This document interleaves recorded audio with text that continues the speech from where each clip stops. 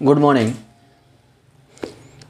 आज हम लोग जो है किरण प्रकाश की ray optics NCERT chapter number 9 के किरण प्रकाश की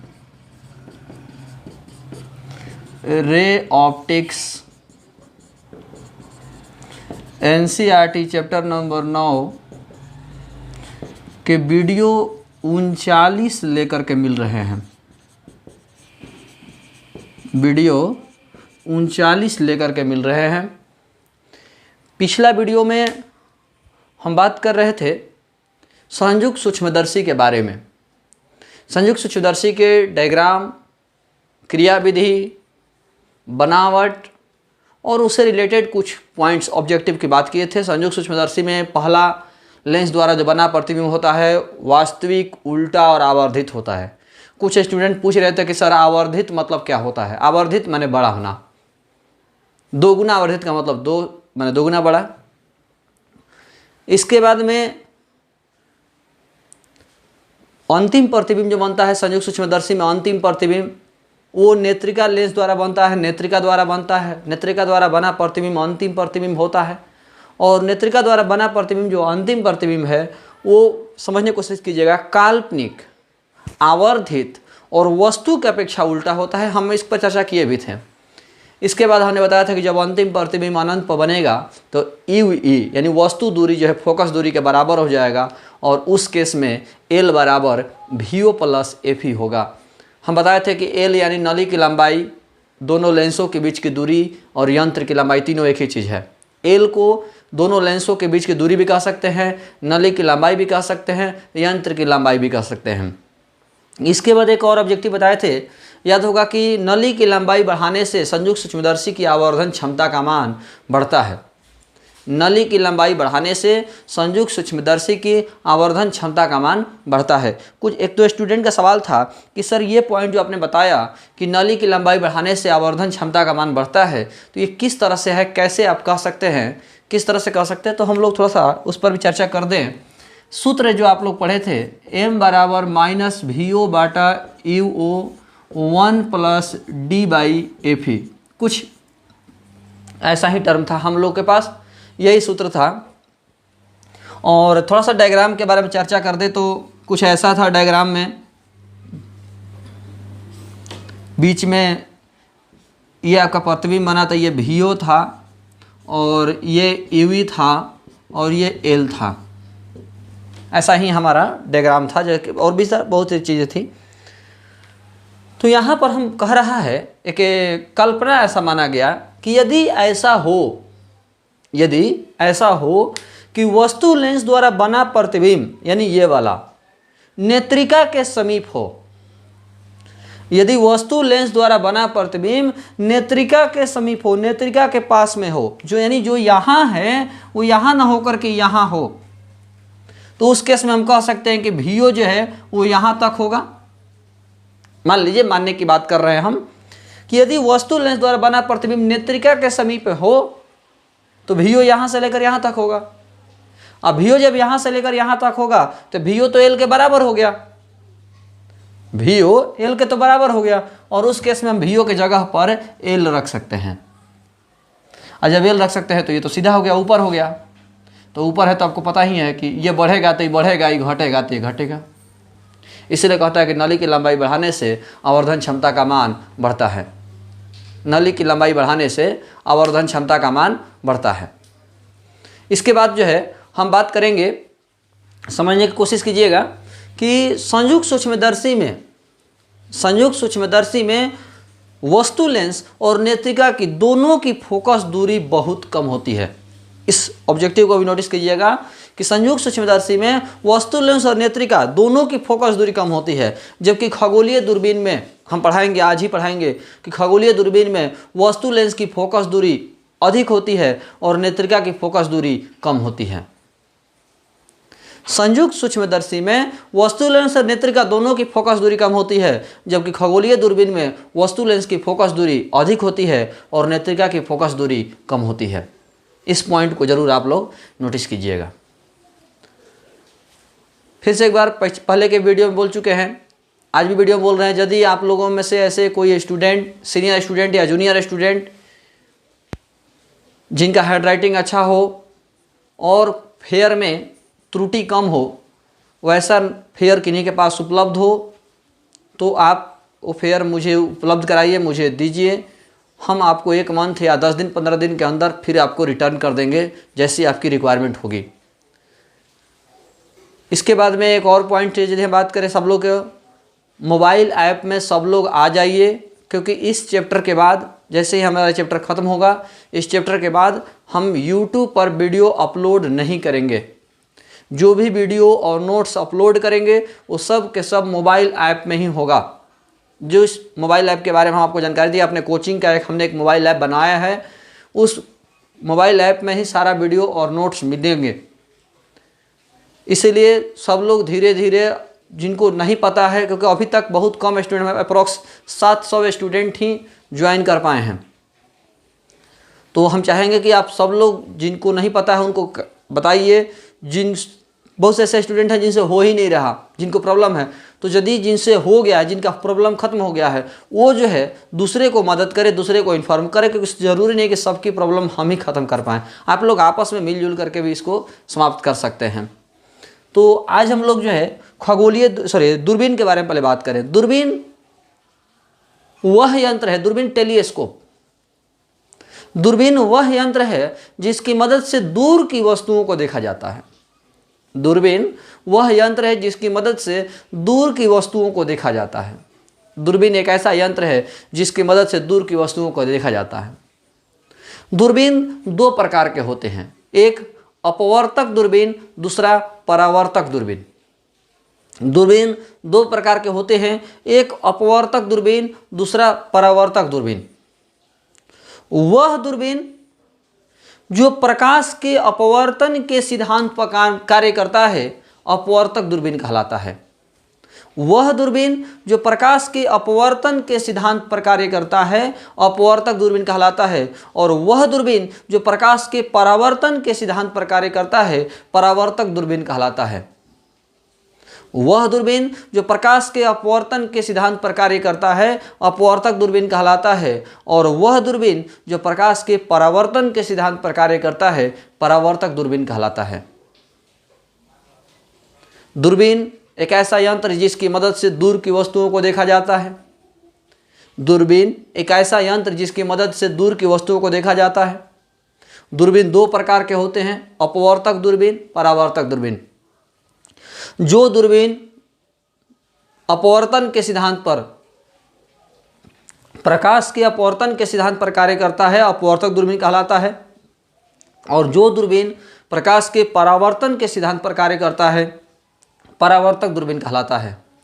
अपवर्तक दूरबीन में लेंस का इस्तेमाल होता है, परावर्तक दूरबीन में दर्पण का इस्तेमाल होता है। सिंपल सी बात है, अपवर्तक यानी जिससे अपवर्तन हो, तो अपवर्तन लेंस से होता है, इसीलिए अपवर्तक दूरबीन में लेंस का इस्तेमाल होता है। और परावर्तक दूरबीन मतलब जिससे परावर्तन हो, जिसमें परावर्तन हो, और परावर्तन दर्पण में होता है, इसीलिए परावर्तक दूरबीन में दर्पण का इस्तेमाल होता है। तो अपवर्तक दूरबीन में लेंस का इस्तेमाल होता है, परावर्तक दूरबीन में दर्पण का इस्तेमाल होता है। एक ऐसा दूरबीन जो अपवर्तन के सिद्धांत पर कार्य करता है, अपवर्तक दूरबीन है। और एक ऐसा दूरबीन जो परावर्तन के सिद्धांत पर कार्य करता है, परावर्तक दूरबीन है। अपवर्तक दूरबीन में लेंस का इस्तेमाल होता है, परावर्तक दूरबीन में दर्पण का इस्तेमाल होता है। अपवर्तक दूरबीन को केपलर ने बनाया, अपवर्तक दूरबीन का आविष्कार केपलर ने किया। और परावर्तक दूरबीन का आविष्कार न्यूटन ने किया। अपवर्तक दूरबीन का आविष्कार केपलर ने किया, परावर्तक दूरबीन का आविष्कार न्यूटन ने किया। अब हम लोग खगोलीय दूरबीन के बारे में जानेंगे। जो मेन टॉपिक हम लोग का है, जो मुख्य टॉपिक है, खगोलीय दूरबीन के क्रिया विधि का सचित्र वर्णन करें। खगोलीय दूरबीन के क्रिया विधि का सचित्र वर्णन करें। खगोलीय दूरबीन क्या है, खगोलीय दूरबीन के बारे में जानना है। तो खगोलीय दूरबीन मुख्य रूप से अपवर्तक दूरबीन है, यानी खगोलीय दूरबीन भी अपवर्तक दूरबीन है। अपवर्तक दूरबीन का ही एग्जाम्पल है खगोलीय दूरबीन। खगोलीय दूरबीन वह दूरबीन जिसकी मदद से आकाशीय पिंडों को देखा जाता है। खगोल आप जानते हो, खगोल विज्ञान मतलब आकाश के बारे में पढ़ना, आकाशीय चीज माने पिंडों के बारे में अध्ययन करना खगोल विज्ञान कहलाता है। तो खगोलीय दूरबीन एक अपवर्तक दूरबीन है, इसके मदद से आकाशीय पिंडों को देखा जाता है। खगोलीय दूरबीन में दो लेंस खोखली नली में समाक्षीय ढंग से व्यवस्थित होते हैं।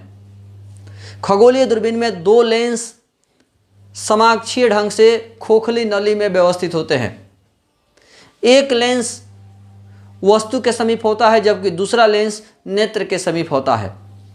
जो लेंस वस्तु के समीप होता है उसे वस्तु लेंस एवं जो लेंस नेत्र के समीप होता है उसे नेत्रिका कहते हैं। नली में पेंच लगा होता है। पेंच की मदद से दोनों लेंसों के बीच की दूरी परिवर्तित की जा सकती है, जैसा कि संयुक्त सूक्ष्मदर्शी में भी हमने बताया था। जो पॉइंट संयुक्त सूक्ष्मदर्शी ने बताया था वही पॉइंट खगोलीय दूरबीन में भी होता है। बस एक पॉइंट का अंतर है, अभी जस्ट हम बताए भी, संयुक्त सूक्ष्मदर्शी में वस्तु लेंस और नेत्रिका दोनों की फोकस दूरी बहुत कम होती है, जबकि खगोलीय दूरबीन में वस्तु लेंस की फोकस दूरी अधिक होती है और नेत्रिका की फोकस दूरी कम होती है। इस पॉइंट को जरूर अंडरलाइन कीजिएगा ऑब्जेक्टिव के रूप में। वस्तु लेंस की फोकस दूरी अधिक होती है और नेत्रिका की फोकस दूरी कम होती है खगोलीय दूरबीन में। अब हम लोग बात करेंगे बनावट के बारे में, क्रियाविधि के बारे में कि कैसे काम करता है। तो संयुक्त सूक्ष्मदर्शी का जो डायग्राम था वो बिल्कुल वही डायग्राम खगोलीय दूरबीन में भी होगा। बस अंतर क्या है, तो संयुक्त सूक्ष्मदर्शी में जो वस्तु रखा गया था वो वक्रता केंद्र फोकस के बीच रखा गया था। संयुक्त सूक्ष्मदर्शी में जो वस्तु रखा गया था वो वक्रता केंद्र फोकस के बीच रखा गया था, जबकि खगोलीय दूरबीन में जो वस्तु रखा गया है वो अनंत पर है, क्योंकि अभी जस्ट हमने बताया कि खगोलीय दूरबीन की मदद से आकाशीय पिंडों को देखा जाता है। खगोलीय दूरबीन से आकाशीय पिंडों को देखते हैं। तो जब खगोलीय दूरबीन से आकाशीय पिंडों को देखते हैं तो स्वाभाविक सी बात है कि इसमें जो वस्तु है वो आकाश में है, अनंत पर है। जबकि सूक्ष्मदर्शी से ब्लड को देखते हैं तो ब्लड अनंत पर थोड़ी रखा हुआ है, आकाश में थोड़ी रखा हुआ, ब्लड तो पास में रखा हुआ है। तो संयुक्त सूक्ष्मदर्शी में वस्तु लेंस के फोकस और वक्रता केंद्र के बीच वस्तु रखा गया है, जबकि खगोलीय दूरबीन में जो वस्तु रखा गया है वो अनंत और अनंत पर रखा हुआ है। बस यही अंतर होगा। सूक्ष्मदर्शी में जो है, सूक्ष्मदर्शी का जो डायग्राम था वही डायग्राम जो है, थोड़ा सा लाइन कट गया इसीलिए मिस्टेक से। सूक्ष्मदर्शी में वस्तु लेंस के वक्रता केंद्र और फोकस के बीच वस्तु रखा गया है, जबकि दूरबीन में जो है अनंत पर वस्तु रखा जाता है। तो जो डायग्राम सूक्ष्मदर्शी में था वही डायग्राम जो है यहाँ पर भी होगा खगोलीय दूरबीन में भी। हम लोग डायग्राम को समझेंगे, देखेंगे और कैसे हम लोग डायग्राम दूरबीन का बनाते हैं हम लोग उसी पर बात करेंगे। ध्यान दीजिएगा सब लोग।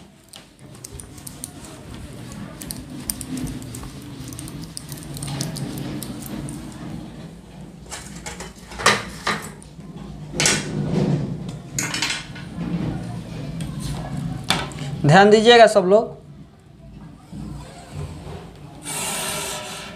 कोई अंतर नहीं है, जो सूक्ष्मदर्शी में किए थे बिल्कुल वही कंडीशन जो है दूरबीन में भी होगा। अभी हम लाइन से बनाते जा रहे हैं जिससे कि आप जो है देखते चले, समझते चलें।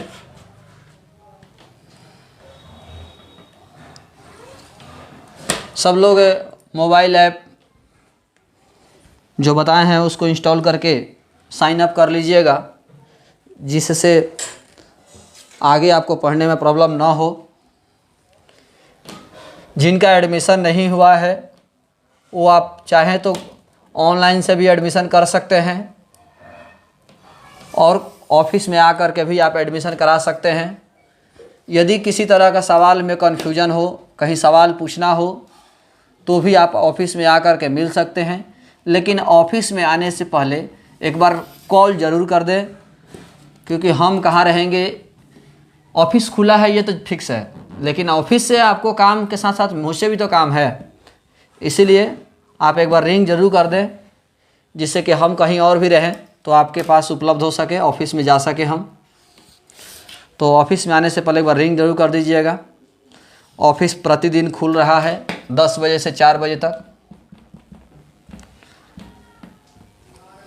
चलिए हम लोग अब ध्यान देते हैं। ये हमने वस्तु लेंस बना दिया। जब वस्तु लेंस बना दिया तो हम लोग वक्रता केंद्र और फोकस भी देंगे। इसमें जो है वक्रता केंद्र और हम लोग फोकस देंगे।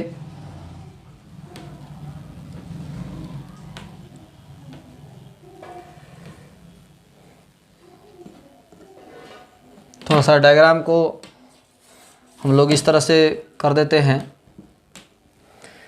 अनंत से किरणें जो आती हैं, ये कंडीशन हम आपको बनवाए नहीं हैं। वस्तु मैंने उत्तल लेंस में हम लोग 3 परिस्थिति आपको बताए थे। एक बार जब वस्तु वक्रता केंद्र और अनंत के बीच में हो, दूसरा वस्तु यदि वक्रता केंद्र और फोकस के बीच में हो, और तीसरा फोकस के और लेंस के बीच में हो। अनंत पर वस्तु हो तो प्रतिबिंब कहाँ बनता है, ये कंडीशन हम आपको उन तीनों कंडीशन में नहीं दिखाए थे, लेकिन यहाँ पर हम आपको दिखा भी दे रहे हैं कि यदि वस्तु अनंत पर हो तो उसका प्रतिबिंब कैसे बनता है। तो यदि वस्तु अनंत पर हो तो उसका प्रतिबिंब फोकस पर बनता है। यदि वस्तु अनंत पर हो तो उसका प्रतिबिंब जो है वो फोकस पर बनता है। ध्यान रखिएगा कि यदि वस्तु अनंत पर हो तो उसका प्रतिबिंब फोकस पर बनता है। ध्यान दीजिएगा सब लोग।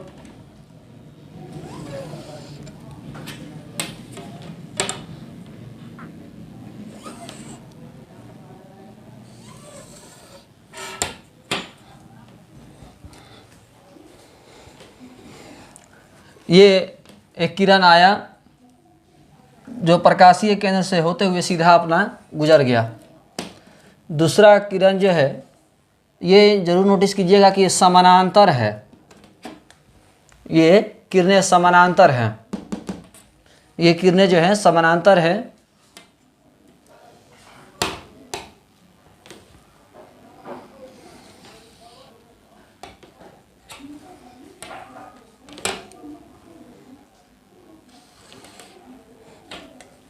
और हम इसलिए पहले फोकस नहीं दिए क्योंकि मुझे पता नहीं था कि कहाँ कटेगा, थोड़ा सा डायग्राम बनाने के लिए, और यही हमारा फोकस हुआ।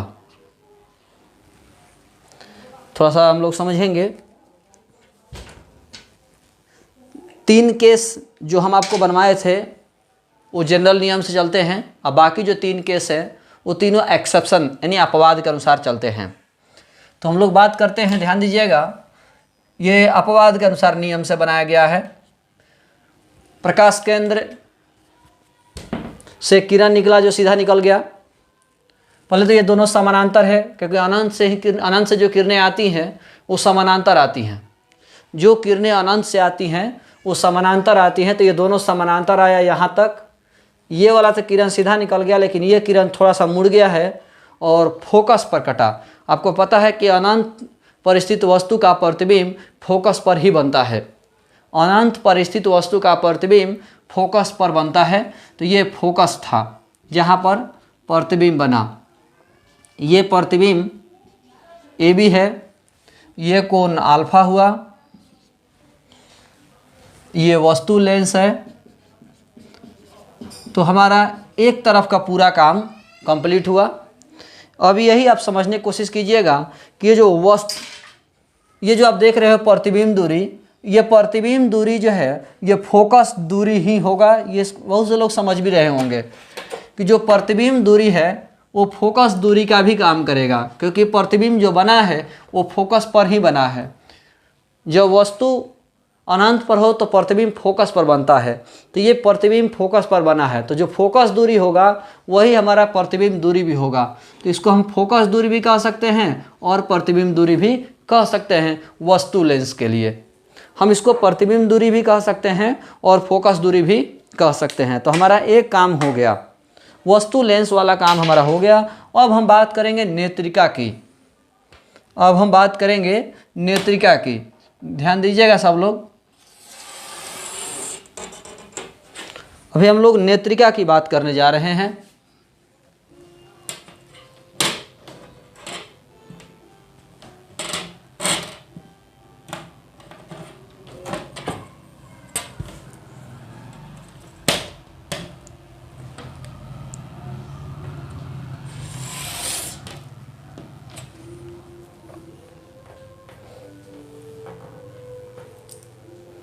ये हमने नेत्रिका लेंस बना दिया, हमने जो है नेत्रिका लेंस बना दिया। वही केस, वही क्रिया जो हमने सूक्ष्मदर्शी में किया था, बिल्कुल वही शैली होगी काम करने की हम लोगों की, ध्यान दीजिएगा।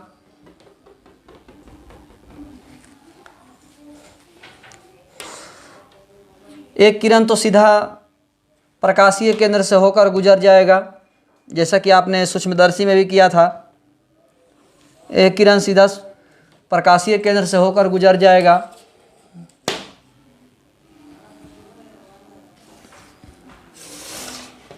एक किरण सीधा प्रकाशीय केंद्र से होकर गुजर जाएगा।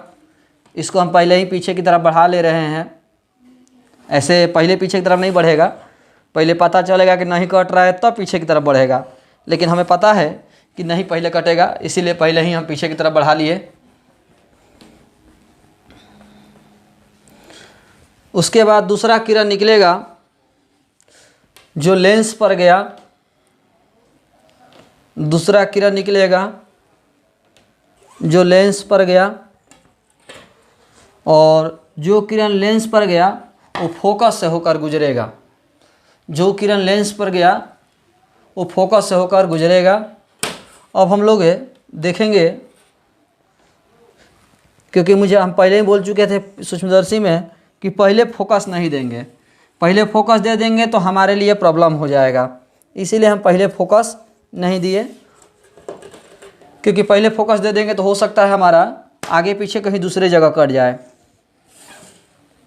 क्योंकि हमारे पास सीमित साइज में बोर्ड है, सीमित साइज में कॉपी है, इसी वजह से हम असीमित आकार का प्रतिबिंब नहीं बना सकते।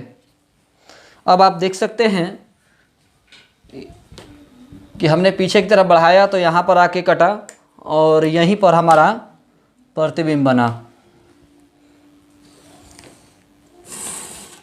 ये प्रतिबिंब बना A डैश B डैश, और ये हमारा फोकस हुआ। जैसा कि आप देख रहे हो, ये हमारा फोकस हुआ। हमारा अभी 47 सेंटीमीटर का है, यानी अप्रॉक्स फोकस यहाँ आएगा। ये नेत्रिका की फोकस दूरी है, ये नेत्रिका की फोकस दूरी है जो आप देख रहे हो।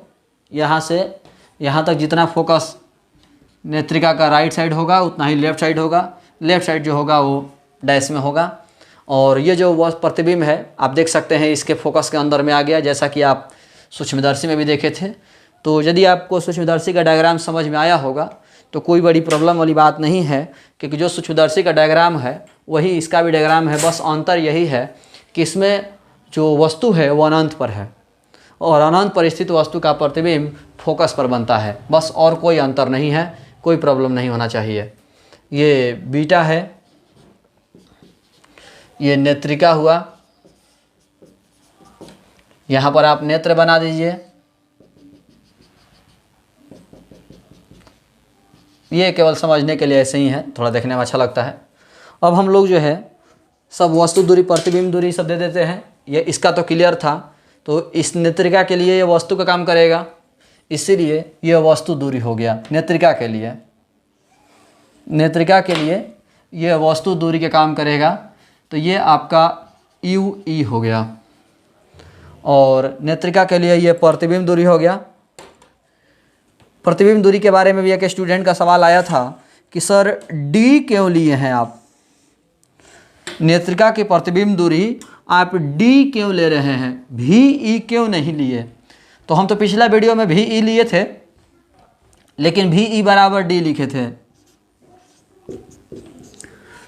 इसलिए क्योंकि सूक्ष्मदर्शी और दूरबीन में उसकी बनावट इस तरह से होती है कि दो ही जगह प्रतिबिंब बनेगा।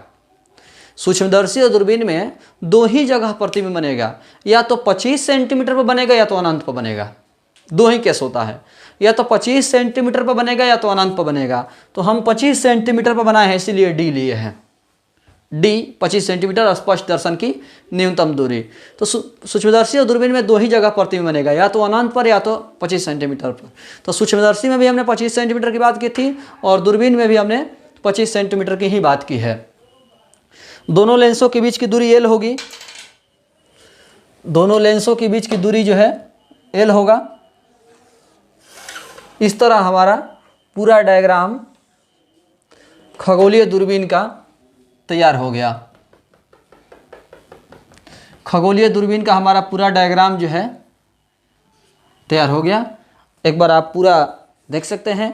वीडियो को पुश करके आप चाहें तो स्क्रीनशॉट ले सकते हैं, उतार सकते हैं, जो जैसे करना होगा उस तरह से आप कर सकते हैं।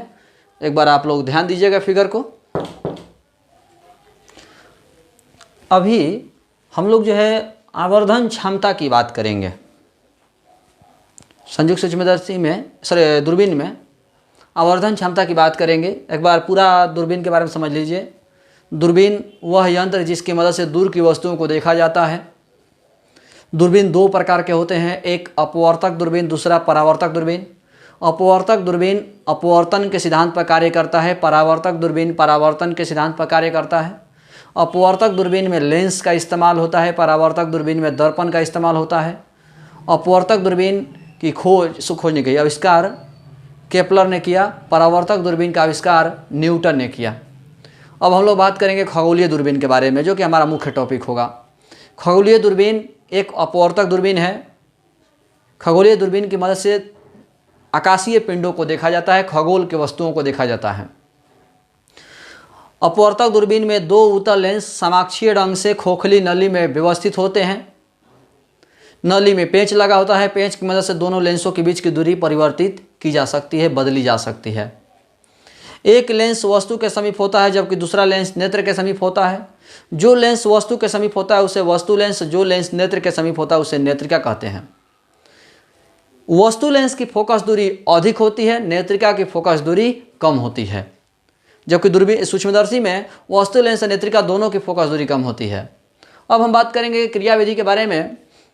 अनंत पर स्थित वस्तु का प्रतिबिंब वस्तु लेंस द्वारा फोकस तल में बनता है, फोकस तल पे बनता है। प्रतिबिंब बना AB। पेंच की मदद से दोनों लेंसों के बीच की दूरी बदल करके इस प्रकार समायोजित किया जाता है कि जो प्रतिबिंब AB है वो नेत्रिका के फोकस के अंदर में आ जाए, नेत्रिका के फोकस के अंदर में आ जाए, जिससे नेत्रिका की मदद से इसका प्रतिबिंब उल्टा, आवर्धित और काल्पनिक उल्टा और आवर्धित प्रतिबिंब A', B' स्पष्ट दर्शन के न्यूनतम दूरी पर बनता है। ये अल्फा हो गया, ये बीटा हो गया। यहाँ पर O लिख दिए, ऑब्जेक्टिव लेंस है। ये P हुआ, पॉइंट दे दिए, और ये फोकस दूरी नेत्रिका का FE है और वस्तु लेंस की फोकस दूरी FO है। ये हमारा डायग्राम हुआ। पीछे वीडियो जो पुश करने के लिए बोले थे वहाँ पर FE नहीं था और O और P नहीं था। अब O और P आप दे दीजिएगा, FE दे दीजिएगा। अब थोड़ा सा चूँकि लिखने के लिए मुझे जगह चाहिए तो कुछ दूर मिटा दे रहे हैं। समझने के लिए आप लोग ध्यान दीजिएगा, थोड़ा सा मिटा दे रहे हैं। और आवर्धन क्षमता की बात करेंगे। आवर्धन क्षमता की हम लोग बात करेंगे। आवर्धन क्षमता की बात करें तो M = ऐसे तो beta by alpha, M = beta by alpha, लेकिन हम यहाँ लिखने वाले हैं tan beta by tan alpha. अब आप लोग कहिएगा सर कि होता तो बीटा बाई अल्फ़ा है, तो आप tan beta by tan alpha क्यों लिख दिए? तो कोई फ़र्क नहीं पड़ता, क्योंकि हम आपको पहले भी बोल चुके हैं कि यदि कोण का मान बहुत छोटा हो तो tan theta tends to theta लिख सकते हैं, यानी tan beta tends to beta भी हम लोग लिख सकते हैं। तो M = tan बीटा, तो tan बीटा का हो जाएगा AB लंब बटा आधार UE, और tan अल्फ़ा का हो जाएगा लंब AB बटा आधार FO, लंब बटा आधार। इसमें भी हो गया लंब बटा आधार। AB से AB कटेगा तो M = हो गया FO बटा UE। एक सूत्र आपका ये हो गया। इसके बाद नेत्रिका के लिए, नेत्रिका के लिए हम लोग बात करें कि नेत्रिका के लिए क्या होगा, किस तरह से होगा, हम लोग उस पर भी समझ लें थोड़ा सा कि नेत्रिका के लिए क्या सिस्टम आगे बढ़ने वाला है, नेत्रिका का किस तरह से होगा, हम लोग उस पर बात कर लें। नेत्रिका के लिए बात करें तो वस्तु दूरी UE, फोकस दूरी FE और प्रतिबिंब दूरी D। इसमें हमारा ये दोनों माइनस में है और ये प्लस में है। सूत्र होता है 1/v minus 1/u equal to 1/f। 1/v minus 1/u equal to 1/f। 1/v का मान माइनस डी, u का मान माइनस ई, तो माइनस माइनस प्लस हो जाएगा 1/fe। 1/ev minus 1/d 1/fe। 1/ev equal to 1/d plus 1/fe। यहाँ पर आपको थोड़ा सा ध्यान देना होगा, 1/ev equal to 1/fe common ले लीजिए। तो इसमें तो एफ है नहीं 1 में, तो ऊपर में एफ या नीचे में एफ से गुना करके तब कॉमन लिया गया है, तो हो जाएगा FE/D प्लस 1। यदि किन्हीं को नहीं समझ में आया हो तो आसान तरीका है, इसको इसमें और फिर इसको इससे गुना करा के देखिए, यही वाला आ जाएगा। यदि किन्हीं को कॉमन लेने वाली बात नहीं समझ में आया हो तो 1/FE से इसमें और इसमें गुना कराइए, गुना करा के देखिए ये वाला आ जाएगा। यदि वही आ गया इसका मतलब सही है। अब हम ऐसा क्यों किए हैं, तो 1/EV ये समीकरण 1 ले लीजिए, ये समीकरण 2 कर दीजिए, ये समीकरण 1 समीकरण 2। तो 1/EV का मान समीकरण 1 में रखने पर, समीकरण 2 से 1/EV का मान समीकरण 1 में रखने पर, समीकरण 1 में रखने पर मतलब यहाँ रखने पर, तो m बराबर एफ हो 1/EV का मान, जो चूँकि आप समझ रहे, थोड़ा सा ध्यान दीजिएगा, FO बाटा जो EV दिया हुआ है, जो FO/EV है, तो FO बाटा जो EV है इसको हम ऐसा भी तो लिख सकते हैं ना, FO गुना 1/EV। इसी 1/EV का मान हम ये रखने वाले हैं, तो हो जाएगा FE/D प्लस 1। ये हमारा फाइनल सूत्र हुआ खगोलीय दूरबीन के आवर्धन का। कब? जब अंतिम प्रतिबिंब स्पष्ट दर्शन की न्यूनतम दूरी पर यानी 25 सेंटीमीटर पर बने तब। यह हमारा तब का सूत्र है जब अंतिम प्रतिबिंब हमारा स्पष्ट दर्शन की न्यूनतम दूरी पर 25 सेंटीमीटर पर बने तब के लिए है, उसके लिए हमारा सिस्टम है। थोड़ा सा इस चिन्ह परिपाटी की बात कर ले तो यहाँ पर EV लेफ्ट साइड है इसलिए माइनस होगा, तो यहाँ पर माइनस में आएगा, ये फाइनल सूत्र आपका माइनस में ही होगा। माइनस के बारे में हम बता भी चुके हैं कि आवर्धन क्षमता का मान निकालिएगा तो माइनस में ही आएगा, लेकिन माइनस में आने के बावजूद भी आपको अंत में आंसर प्लस में ही देना होगा। क्यों? क्योंकि आवर्धन क्षमता कभी ऋणात्मक नहीं होता है। ये हमारा टर्म है m बराबर tan β/tan अल्फ़ा, होता तो β/α है, लेकिन tan β/tan अल्फ़ा इसलिए लिखे हैं क्योंकि थीटा का मान बहुत छोटा हो तो tan theta tends to theta होता है। ये थ्योरी की चर्चा हम पीछे के वीडियो में कर चुके हैं। tan बीटा का मान बैठा दिए, tan अल्फ़ा का मान बैठा दिए, सॉल्व कर दिए, इतना आया। इसके बाद 1/EV का मान निकाल करके यहाँ पर डाल दिए, सूत्र हमारा इतना हुआ। ये तब के लिए है जब अंतिम प्रतिबिंब स्पष्ट दर्शन की न्यूनतम दूरी पर बने। यदि अंतिम प्रतिबिंब अनंत पर बने, यदि अंतिम प्रतिबिंब अनंत पर बने, तो अंतिम प्रतिबिंब अनंत पर बने तब क्या होगा समझिएगा सब लोग। नोट की बात करें, यदि अंतिम प्रतिबिंब अनंत पर बने, तो अभी जस्ट सूक्ष्मदर्शी में भी हम चर्चा कर चुके हैं कि यदि अंतिम प्रतिबिंब अनंत पर बने तो वस्तु दूरी जो है वो फोकस दूरी के बराबर होगा। जो UE है वो FE के ही बराबर हो जाएगा, क्योंकि वस्तु यदि अनंत पर हो तो प्रतिबिंब फोकस पर, और जब वस्तु फोकस पर हो तो प्रतिबिंब अनंत पर। तो ये अंतिम प्रतिबिंब है, तो ये अनंत पर तब ही बनेगा जब ये फोकस पर होगा, जैसा कि हम पीछे के वीडियो में बता चुके हैं। ये अनंत पर तब ही बनेगा जब ये फोकस पर होगा, और जब ये फोकस पर होगा तो वस्तु दूरी फोकस दूरी के बराबर होगा।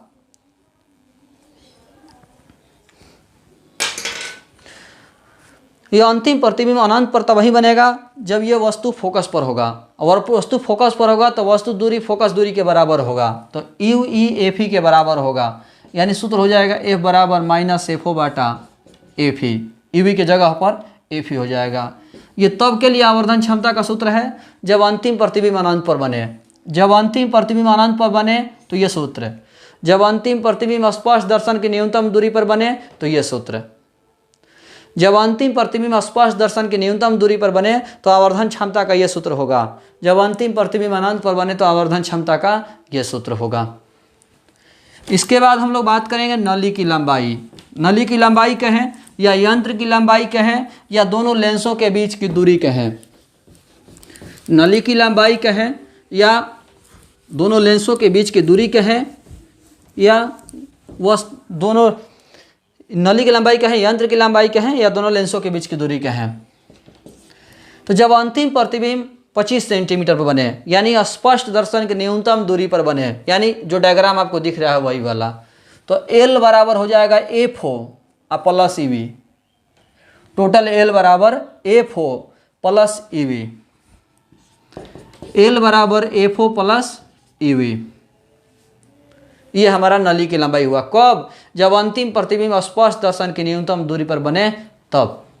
जब अंतिम प्रतिबिंब स्पष्ट दर्शन की न्यूनतम दूरी पर बने तो L बराबर FO प्लस EV।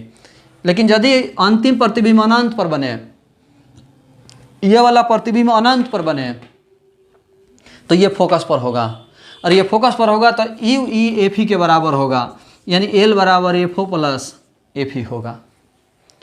L बराबर FO प्लस FE होगा। ये हमारा कंडीशन हुआ। खगोलीय दूरबीन की बात करें तो खगोलीय दूरबीन में पहले बोल चुके हैं कि आवर्धन क्षमता का मान जो है एक बार निकालिए 25 सेंटीमीटर पर और एक बार अनंत पर। सूक्ष्मदर्शी में भी यही बात, एक बार 25 सेंटीमीटर पर, एक बार अनंत पर। इसके बाद सूक्ष्मदर्शी में वस्तु लेंस और नेत्रिका दोनों की फोकस दूरी बहुत कम होती है। दूरबीन में वस्तु लेंस की फोकस दूरी अधिक होती है, नेत्रिका की फोकस दूरी कम होती है। ये रहा हमारा दूरबीन के बारे में। आप लोगों से हम यही कहेंगे कि यदि कुछ भी कन्फ्यूजन हो रहा हो सूक्ष्मदर्शी और दूरबीन में, क्योंकि एग्जाम में न्यूमेरिकल हमेशा पूछा गया, इससे हमेशा पूछा गया है, 5 नंबर में न्यूमेरिकल पूछा गया है, तो हम लोग न्यूमेरिकल की चर्चा करेंगे अगले वीडियो से लेकर के। हम अगले वीडियो में परावर्तक दूरबीन के बारे में केवल चर्चा करेंगे, क्योंकि आज हम लोगों ने अपवर्तक दूरबीन की बात की और उसके आगे हम परावर्तक दूरबीन के बारे में चर्चा करेंगे अगले वीडियो में।